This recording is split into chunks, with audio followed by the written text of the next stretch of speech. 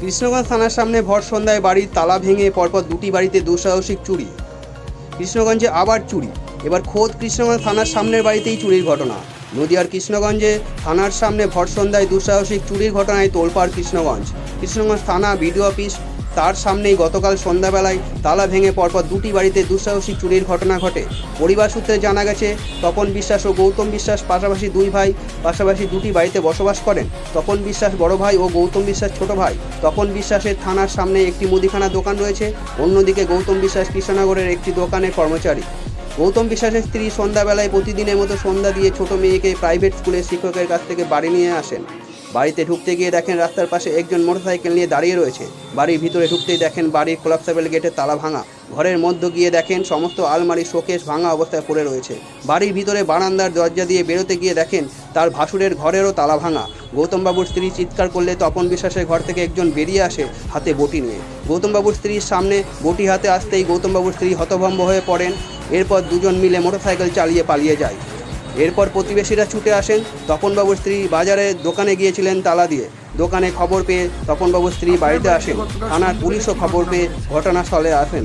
চোরেদের ফেলে যাওয়া একটি পিঞ্জার রড উদ্ধার করে নিয়ে যান বলে জানান গৃহবধূ রীনা বিশ্বাস। পুজোর মরশুমে ভর সন্ধ্যাবেলায় থানার সামনে দুঃসাহসিক চুরির ঘটনায় এলাকায় আতঙ্ক ছড়িয়ে পড়েছে।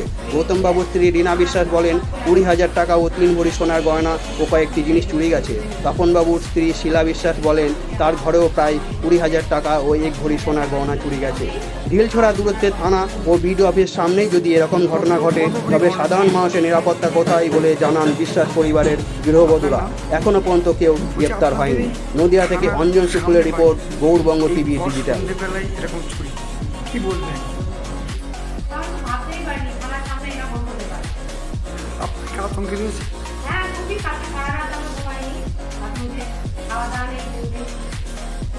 আপনার নাম? আপনার এই ভাসুরের ঘরে কিভাবে দেখলেন আপনি?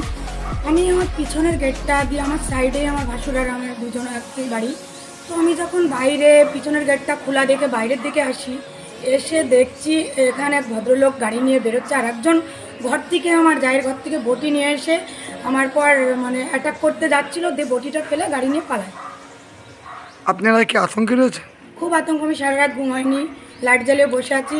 আর ওই দৃশ্যটা দেখে আমি সারা রাত মনের মতো আর ভয়ে আমি ঘুম আসিনি, খুবই আতঙ্কে আছি।